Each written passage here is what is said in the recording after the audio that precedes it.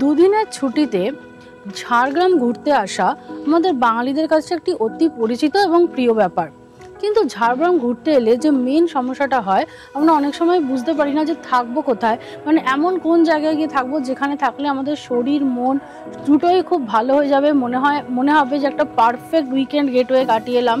তো চলো আজকে তোমাদের সেই রকমই একটা বেস্ট থাকার অপশনের কথা বলছি, যেখানে তোমরা সস্তায় থাকবে এবং 4 বেলা জমিয়ে খাওয়া দাওয়াও করবে।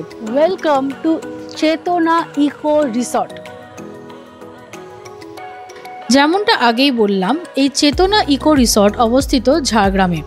কাজেই এই রিসর্টে এসে থাকতে গেলে ট্রেনে বা বাসে বা নিজেদের গাড়িতে বা বাইকে তোমাদের প্রথমে এসে পৌঁছতে হবে ঝাড়গ্রাম। কিন্তু কলকাতা থেকে ট্রেন, বাস বা নিজেদের গাড়িতে কিভাবে পৌঁছবে ঝাড়গ্রাম, সেটা আমরা ডিটেলসে বলেছি ঝাড়গ্রামের ট্যুর প্ল্যানে। সেটা দেখতে চাইলে আই বাটন লিঙ্কে ক্লিক করে ট্যুর প্ল্যানটা দেখে নিতে পারো। এবার ফিরে আসি চেতনা ইকো রিসর্টের গল্পে। চতুর্দিকে সবুজে ঘেরা জঙ্গলের মধ্যে অবস্থিত এই চেতনা ইকো রিসর্ট ঝাড়গ্রাম মেন শহর থেকে প্রায় 10 কিলোমিটার দূরে, আর সড়ক পথে কলকাতা থেকে প্রায় 170 কিলোমিটার বা 4 ঘন্টা দূরে অবস্থিত।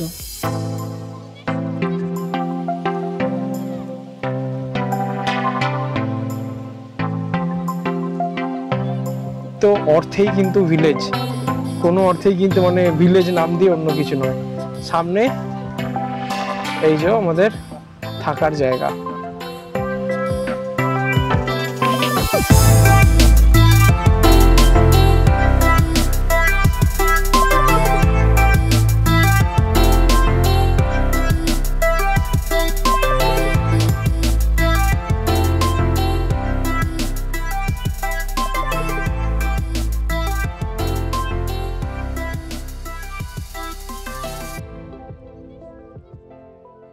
এবার বলি এই রিসর্টটা তোমরা বুক করবে কিভাবে। এই রিসর্টের ওয়েবসাইট ডিটেলস হলো www.chetona.in। আমি স্ক্রিনে আর ডেসক্রিপশন বক্সে দিয়ে দেবো, আর এখানের কন্ট্যাক্ট নাম্বারও আমি স্ক্রিনে আর ডেসক্রিপশন বক্সে দিয়ে দিচ্ছি, তোমরা চাইলে যোগাযোগ করে নিতে পারো। এই রিসর্টে শুধু যদি তোমরা থাকো তাহলে সেক্ষেত্রে 2 শেয়ারিং রুমের ভাড়া 2300 টাকা, আর থাকা খাওয়ার যদি একসাথে প্যাকেজ নাও তাহলে সেটা পড়ে 1700 টাকা পার হেড পার ডে, যার মধ্যে থাকছে 4 বেলার খাওয়া দাওয়া, মানে সকালে ব্রেকফাস্ট, লাঞ্চ, ইভিনিং স্ন্যাক্স, আবার রাতে ডিনার। এবার তোমাদের বলি আমরা ঝাড়গ্রাম ঘুরতে এসে এই চেতনা ইকো রিসর্টে কীভাবে 2 দিন কাটিয়েছিলাম। ঝাড়গ্রাম পৌঁছে আমরা প্রথমেই কিছু সাইট সিইং সেরে নিয়েছিলাম। প্রথমেই গেছিলাম ক্রিশ গার্ডেন, তারপর সেখান থেকে গেছিলাম ট্রাইবাল মিউজিয়াম, আর মিউজিয়াম দেখে আমরা দেখে নিয়েছিলাম এখানকার বহু প্রাচীন মন্দির সাবিত্রী মন্দির, এবং এরপর গেছিলাম ঝাড়গ্রাম জু। এই 4টি স্পট দেখে আমরা চলে গেছিলাম চেতনা ইকো রিসর্টে লাঞ্চ করার জন্য, এবং আমাদের লাগেজগুলো রিসর্টে রাখার দরকার ছিল। এই যে আমরা এসে পৌঁছেছি চেতনা ইকো ভিলেজে, আর এটা ভিলেজ মানে প্রকৃত অর্থেই কিন্তু ভিলেজ, কোনো অর্থেই কিন্তু মানে ভিলেজ নাম দিয়ে অন্য কিছু নয়। সামনে এই যে আমাদের থাকার জায়গা। এটাই হলো চেতনা ইকো রিসর্টের রিসেপশন, আর এই যেখানে আমরা কিছু ফর্মালিটিস করে নিচ্ছি। ওরা এখন আমাদেরকে রুম দিচ্ছে, আমরা রুমে ব্যাগ রাখবো, রেখে আমরা আবার বেরিয়ে পড়বো চিল্কিগড় দেখার উদ্দেশ্যে। খালি তার আগে এখানে লাঞ্চটা সেরে নেবো। আচ্ছা, এই যে আমাদের লাঞ্চ চলে এসেছে। লাঞ্চটা দেখো, আমরা এখানে যে থাকা আছে সেই থাকা এবং খাওয়ার প্যাকেজই আমরা করে নিয়েছি। আর এই যে এখানে হচ্ছে এখানে বসে খাবার জায়গা। আপাতত দেখে নাও এখানে খাবার মধ্যে পাওয়া কি কি যাচ্ছে। এখানে দিয়েছে ভাত, দাঁড়াও, এই যে এখানে দিয়েছে ভাত, ঝুরি আলু ভাজা, পটল ভাজা, আলু পোস্ত, ডাল, মাছ। মাছের পিসটা বেশ বড়। চলো এবার খাওয়া শুরু করা যাক। প্রায় 3টে বাজছে, বিশাল লেট লাঞ্চ হচ্ছে, খুব খিদে পেয়ে গেছে। এবার খাওয়া স্টার্ট করা যাক। খাওয়া দাওয়া খুবই ভালো। আমরা অলরেডি ডাল ভাজা দিয়ে খেয়েছি, এবার আলু পোস্তটা দিয়ে খাচ্ছি। আলু পোস্তটা খুবই ভালো খেতে করেছে। মানে এখানে খাওয়া খুব ভালো, খাওয়া খুব ভালো। আর কোনো রান্না ভীষণ রিচ করে বানানো নয়, মানে একটু বয়স্ক মানুষও যদি আসেন, একদম বাচ্চাও যদি আসে, সেও খুব সহজেই খাবারটা খেতে পারবে। ঝাল আর তার জন্য যে খাবারের টেস্ট নেই তা কিন্তু নয়। তারপরেও এরা দিয়ে গেছে একখানা পাঁপড়, এই যে এখানে চাটনি আর দই, সেই নিয়ে এখন জমিয়ে খাওয়া দাওয়া চলছে এখানে। মাছটা খুব ভালো ছিল, মাছটা ভালো খেতে। দারুণ। এরা বলেছিল যে এরা পুকুরের, এখানকার নর্মাল পুকুরের কাতলা, ফ্রেশ কাতলা মাছ দেয়। যাই হোক, আমি এখন আপাতত খাওয়ায় ফোকাস করি। লাঞ্চ করে আমরা ঘুরতে গেলাম চিল্কিগড়ের দিকে। সেখানে গিয়ে আমরা প্রথমেই দেখলাম কনক দুর্গা মন্দির আর তার পাশেই থাকা ডুলুং নদী, এবং সর্বশেষ আমরা দেখে নিলাম চিল্কিগড় রাজবাড়ি, যেটা দেখে আমরা আবার এই বিকেল সন্ধ্যে নাগাদ ফিরে এলাম চেতনা ইকো রিসর্টে। এইখানে হচ্ছে আমাদের রুমগুলো। আমরা পেয়েছি 108 শিমুল এবং 109 কেন্দুয়া। চলো একটা রুমের রুম ট্যুর আমরা করে নিই। এই হচ্ছে একটা রুম। রুমের ভেতরে সাইজটা বেশ ছিমছাম। এখানে একটা আছে, হ্যাঁ, ডাবল বেড, চা কফি বানানোর পুরো সেট আপ। 3 জনে থাকলে ওরা একটা এরকম এক্সট্রা বেড প্রোভাইড করে। রুমের মধ্যে এসি আছে, আর দেখো এখানে আছে বসার জন্যে আরও একখানা সিটিং চেয়ার, টেবিল। এখানে আছে একটা ওয়ার্ড্রোব। এই যে এখানে পিছনে জানলা দিয়ে ভালো ভিউ আছে, একটা সুন্দর, এদেরই চাষ করা জায়গা। আর এই হচ্ছে ওয়াশরুম, স্ট্যান্ডার্ড সাইজের। ওয়াশরুমের মধ্যে গিজার আছে, ওয়েস্টার্ন স্টাইলস টয়লেট, বেশ ভালো। আমরা এদের এখানে নিয়েছি থাকা এবং খাওয়ার প্যাকেজ 3 শেয়ারিং রুমে হিসেবে 6 জনের জন্য। তাতে আমাদের পড়েছে 1700 টাকা পার হেড পার ডে। সন্ধেবেলা বাড়ি আসার পরে ওরা আমাদের এরকম চা দিয়েছে। এখন সবাই মিলে বসে সেই চাটায় রিল্যাক্স করে খাচ্ছি। আর চাইলে কিন্তু এখানে এরকম লিকার চাও বানিয়ে দেয়। এই যে আমাদের মধ্যে একজন লিকার চা প্রেমী মানুষ আছেন, আর বাকি সবাই আমরা খাচ্ছি দুধ চা। ওটা ছোট ছোট বাটিতে মুড়ি, একটু চানাচুর আর পেঁয়াজ এসছে, আর এর সাথে আসবে হচ্ছে চিকেন পকোড়া আর ভেজ পকোড়া। তো এটা হবে আমাদের সন্ধ্যের স্ন্যাক্স। এবার আমাদের মুড়ির সাথে যেটা আসার কথা ছিল ভেজ পকোড়া আর চিকেন পকোড়া, সেটা এসে গেছে। যে সসে দিয়ে একটু প্রত্যেককে একটা করে প্লেট দেওয়া হয়েছে। দারুণ খেতে। সবার বক্তব্য হচ্ছে এতেই ডিনার হয়ে যাবে। ডিনার আমরা একটু পরেই করবো, সেই জন্য চলো খাওয়া যাক। সন্ধেবেলা স্ন্যাক্স খেয়ে আমরা বেশ কিছুক্ষণ রেস্ট নিচ্ছিলাম, আর এখন আমরা এসে গেছি ডিনার করতে।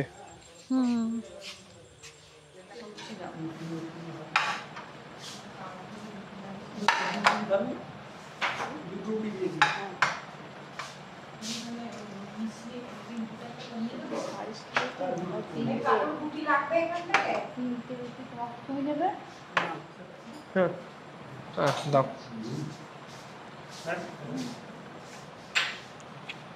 সাথে চলে এসছে এরম লম্বা লম্বা বেগুন ভাজা গরম গরম, আর আসছে এদিকে মিষ্টি, ইয়েস, একটা করে রসগোল্লা।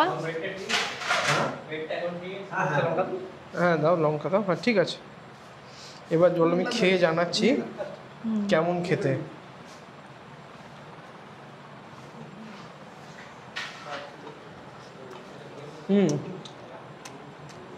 চিকেনটা খুব সুন্দর করে বানিয়েছে,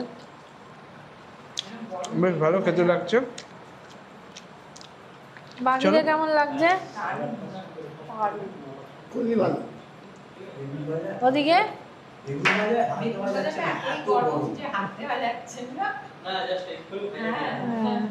এই হচ্ছেন দাদারা, যারা আমাদের খুবই আন্তরিকভাবে খাওয়াচ্ছেন। তোমরাও আসতে পারো এখানে, খুব ভালো লাগবে। ডিনারটাও বেশ জমিয়েই হলো, পেট একদম ভর্তি। তো এইবার আজকে আমাদের প্রথম দিনের সমাপ্তি। বেশ লম্বা ছিল, অনেক কিছু ঘুরেছি। এখন এবার রেস্ট নেবো, পেট ভর্তি, এবার ঘুম পাচ্ছে। চলো গুড নাইট। Good morning.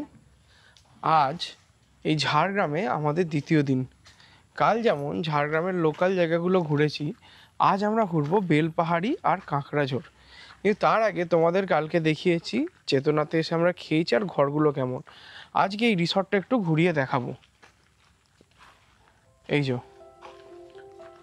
জঙ্গলের মধ্যে এরকম সুন্দর করে বানানো একটা জায়গা, আমরা আছি ওইখানে। আর এরা এখানে এরকম অনেক গাছ লাগিয়েছে। জঙ্গলের মধ্যে ওই লাল মাটির রাস্তা দিয়ে আসতে হয়, দিয়ে তারপরে এইখানটা ওদের পার্কিং, আর তারপরে এই হচ্ছে ওদের এন্ট্রেন্স। ঢুকে দেখো একপাশে রয়েছে তেজপাতা গাছ, এটা তেজপাতা গাছ, আর এদিকে বোধহয় সাদা জামের গাছ, সরি গোলাপ জামের গাছ ওটা।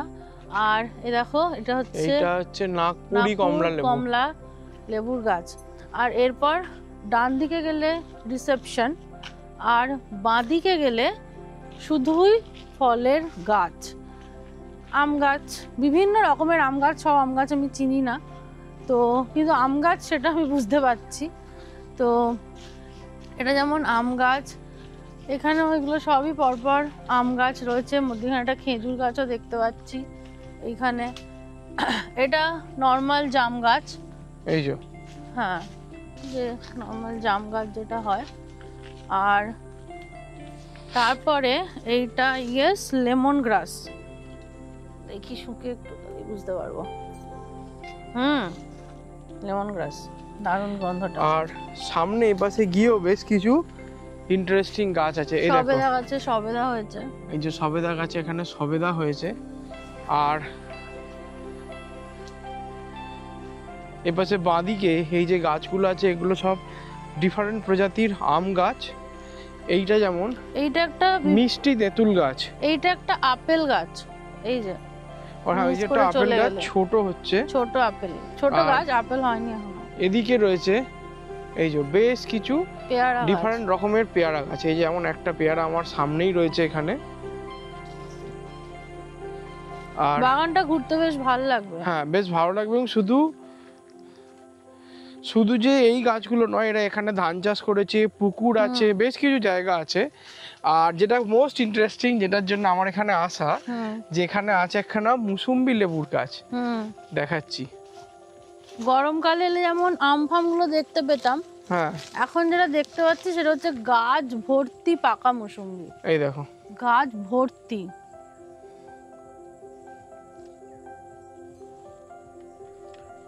এদিকে মুসুম্বি গুলো ভেতরে আরো বড় হয়েছে, ভেতর দিকের গুলো। এই যে দারুণ লাগলো এই জায়গাটা, সত্যি খুব সুন্দর। আর কি আম গাছ যে নেই, গোলাপ গাছ থেকে ল্যাংড়া, ফজলি, তারপর তোমার বেগানপল্লি, যেটা অ্যাকচুয়ালি এখানে পাওয়া যায় না, সেই আম গাছও রয়েছে। তো খুবই সুন্দর, খুবই সুন্দর লাগবে জায়গাটা। ওই যে পিছনে আমরা বাগানটা থেকে ঘুরে এলাম, এবার দেখো তোমাদের দেখাই রিসেপশনটা। কালকে একটুখানি দেখেছো, বাট আজকে আর একটু ভালো করে দেখিয়ে দিই। এই হচ্ছে যে রিসেপশন এরিয়া, বেশ ছোট্টর ওপর ছিমছাম। আর যেটা মেন দেখার জায়গা সেটা হচ্ছে এইখানে কি সুন্দর স্ক্র্যাপ ম্যাটেরিয়াল দিয়ে দেখো সব জিনিসপত্র বানানো এবং সাজানো রয়েছে, যেটা আমার খুবই ভালো লাগলো। ছিমছাম ডেকোরেশন, খুব ভালো লাগলো। আর তারপর রিসেপশন থেকে বেরিয়ে আই থিঙ্ক সামনে এটা পরে এটা ওদের কিচেন। এইবার কিচেনটা পেরিয়ে গিয়ে তোমার মেনলি থাকা খাওয়ার জায়গাটা শুরু হয়। এইখানে বাঁহাতে, আমার বাঁহাতে এখন যেটা দেখছো সেটা ওদের খাওয়ার জায়গা। আর তার উল্টো দিকে এখান থেকে যে আরণ্যক থেকে শুরু হচ্ছে মেনলি থাকার জায়গাটা। আরও যদি এগোই, এইখানে একটা জিনিস দেখো, একটা গাছ দেখাই, এটা আমি আগে কখনো দেখিনি। এটা হচ্ছে হাড়ভাঙা গাছ। ও এখনও গ্রামের দিকে বা আগেকার দিনে যখন ডাক্তারের ভাত ছিল না, তখন নাকি মানুষের হাড় ভেঙে গেলেই গাছ দিয়ে বেঁধে দেওয়া হতো, আর এই গাছের নির্দেশে নাকি হাড়টা জুড়ে যেত। বেশ ইন্টারেস্টিং ব্যাপার। আর দেখো এইটা পেরিয়ে যদি এদিকে আসো, এখানে থাকার জায়গা স্টার্ট হচ্ছে সামনে। এখানে দেখো বেশ কিছু থাকার জায়গা আছে। এইখানে একটা বসার জায়গা, আমার মনে হয় বনফায়ার বা শীতকালে কাবাব খাওয়া ওই ধরনের কোনো কিছুর জন্য এটা করা। আর ওপাশেও বেশ কিছু থাকার জায়গা আছে, আমাদের ঘরগুলো আছে ওইখানেই। আর এই পুরো জায়গাটা কত সুন্দর গাছপালা দিয়ে ঘেরা সেটা তো দেখতেই পাচ্ছ। মানে এরকম একটা জায়গায় এসে থাকতে পেরে খুব ভালো লাগছে কিন্তু, বলো? মানে কোথাও যদি ঘুরতেও না শুধু এখানেও বসে থাকো না, তোমার মন ভালো হয়ে যাবে। খুব ভালো লাগছে এইখানটায় এসে। আর স্বাস্থ্যকর জল এখানে। এখানে যারা আছে তারা বললো নাকি কত ফুট থেকে জলটা উঠছে, 450 ফুট নিচে থেকে জলটা তোলা হয়। এবার দেখো পাথুরে জল, যার জন্য জলটা খুবই ভালো। এই যে সামনে এইখানে হচ্ছে আমাদের থাকার জায়গা। এবার পেরিয়ে যদি তুমি এদিকে এসো, এখানেও খুব সুন্দর কিছু জিনিস আছে। যেমন ধরো এই যে পিছনে ধান চাষ হয়েছে, এদেরই করা ধান চাষ, এই যে, এবং ধানের ক্ষেত। এখানে উঠে হয়তো পাহাড়ে দেওয়ার কোনো ব্যবস্থা আছে এই একটা জায়গায়। এটা একটা হাউস টাইপের, ওয়াচ টাওয়ার টাইপের। হ্যাঁ, কিন্তু এখন উপরে ওঠার কোনো ব্যবস্থা নেই, কারণ দেখো এইখানে কিছু লাগানো নেই, উপরে উঠে দাঁড়ানোর কোনো জায়গা নেই। এই দেখো পুরো ধানের ক্ষেতটা, এটা আমাদের ঘর থেকে দেখা যায়। সবে ধান বোনা হয়েছে এখন। আর ওইখানে আছে একটা খুব সুন্দর পুকুর, এই পুকুরে এরা মাছ চাষও করে। এই দেখো এইখানে এদের বানানো একটা পুকুর, এই পুকুরে এরা মাছ চাষ করে। তো ওভারঅল কিন্তু খুব সুন্দর জায়গাটা, বলো? আরো যাওয়া যায় ওদিকে ক্ষেতের ভেতর, চাও তো এই ট্রেলটা ধরে। এদের মোট এই যে জায়গাটা, এই চেতনা ইকো ভিলেজের, এদের মোট জায়গাটা 22 বিঘা। তো 22 বিঘা তো ঘোরা সম্ভব নয়।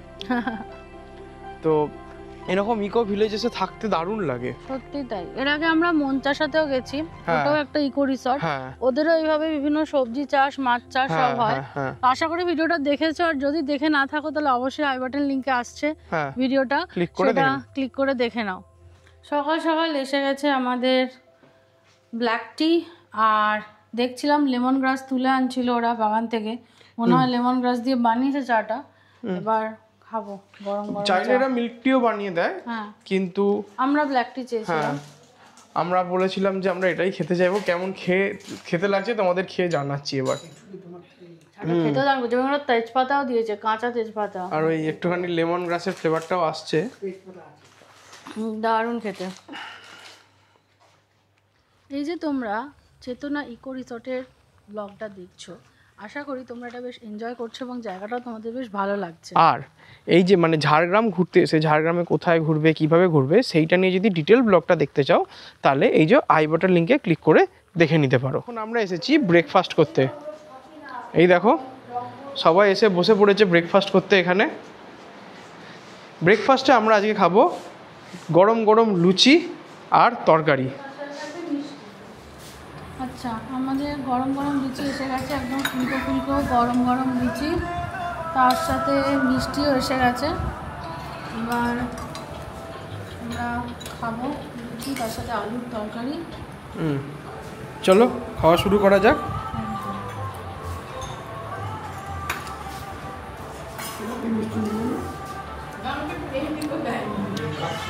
ভালো খেতে।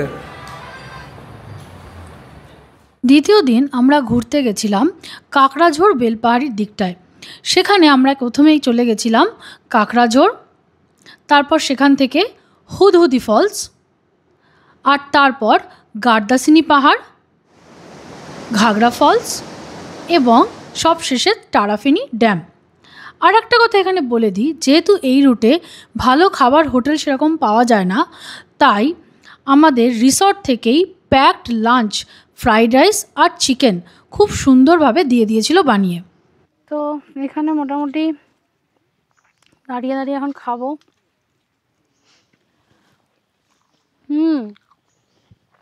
ভালো বানিয়ে দিয়েছে। তোমাদের কেমন লাগছে বলো? আমার তো ভালো লাগছে, আমার কাছে আসেনি কেন। এই তো আমার তো ভালো লাগছে, বেশ হালকার উপরে। এই যে একটা বনভোজনের মতো পরিবেশে খাওয়া দাওয়া করা হচ্ছে। এই বেলপাহাড়ি আর কাঁকড়াঝোড়ের স্পটগুলো ঝাড়গ্রাম থেকে বেশ দূরে, তাই এইটা ঘুরতে গোটা একটা দিন লেগে যায়। প্রায় সন্ধে হয়ে এসেছে, বাজছে 6:30, আর আমরা আমাদের ঘোরাঘুরি কমপ্লিট করে শেষ অবধি পৌঁছে গেলাম চেতনা ইকো রিসর্টে। আজ রাতের ডিনারে রুটির সাথে ছিল দেশি চিকেন, আর এটার জন্য কিন্তু আমাদের থাকা খাওয়ার প্যাকেজের বাইরে কোনো এক্সট্রা টাকা লাগেনি। শুধু এখানেই শেষ নয়, এই ডিনারের পর ছিল আমাদের জন্য একটা স্পেশাল অ্যারেঞ্জমেন্ট, সেটা তোমরা এক্ষুনি দেখতে পাবে। এখানে জাস্ট চোখটা দিলেই আপনি দেখতে পাবেন, ঠিক আছে? তার জন্য একটু অন্ধকার করা দরকার আছে। হ্যাঁ, আমি আলো তো নিভিয়ে দেবো। ওই যে ওপরে চাঁদ, এই চাঁদটাও দেখা যায় এইখান থেকে। আমরা এখন সবাই মিলে চাঁদ দেখতে এসেছি। হ্যাঁ, চলো এবার আলোটা নিভিয়ে চাঁদ দেখা যাক। বন্ধ করতে হবে, লাইটটা বন্ধ করুন স্যার। করছি তাহলে একটু সুইচটা দেখিয়ে ঠিক আছে, চলো ম্যাডাম। আজ তৃতীয় দিন। আজ আমরা ফিরে যাচ্ছি ঝাড়গ্রাম থেকে হাওড়া। এখন বাজে সকাল 6:15 মতো। 6:30 নাগাদ আমরা এখান থেকে বেরোবো, কারণ আমরা ঝাড়গ্রাম থেকে ধরছি স্টিল এক্সপ্রেস। এবার অনেকেই কিন্তু দ্বিতীয় দিনেই ফিরে যায়, অর্থাৎ ঝাড়গ্রামের পরে দ্বিতীয় দিনে বেলপাহাড়ি কাঁকড়াঝোর দেখেই ফিরে যায়। আমরা সেটা করিনি, তার একটাই কারণ হলো সেক্ষেত্রে দ্বিতীয় দিনের ওপরে খুব প্রেশার পড়ে, কারণ একটা সময়ের মধ্যে তোমাকে পৌঁছে যেতে হয় ঝাড়গ্রাম স্টেশনে। কাজেই তুমি যদি রিল্যাক্সড হয়ে ঘুরতে চাও, তৃতীয় দিনে যাওয়াটাই কিন্তু বেটার। চেতনা ইকো রিসর্টের উপরে এই ডিটেল ব্লগটা শেষ হচ্ছে এইখানেই। কেমন লাগলো এটা কমেন্ট করে অবশ্যই জানিও। ভালো লাগলে ভিডিওটা লাইক করো এবং বন্ধু বান্ধবদের সাথে শেয়ার করো। আর আমাদের চ্যানেলে যদি নতুন হও তাহলে চ্যানেলটাকে সাবস্ক্রাইব করতে ভুলো না। আর এখানে বলে রাখি, এই চেতনা ইকো রিসর্টের মতো আরও অনেক ইকো রিসর্টের ভিডিও আমরা ডিটেলসে বানিয়েছি। যেমন একখানা হচ্ছে এই দান্ডামি লাক্সারি রিসর্ট, এটা দেখতে পারো। আর এছাড়া আরও অনেক উইকেন্ড ডেস্টিনেশন পেয়ে যাবে এই প্লেলিস্টে। সবার সাথে খুব শীঘ্রই আবার দেখা হচ্ছে একটা নতুন কোনো ভিডিওতে। সবাই খুব ভালো থেকো, বাই।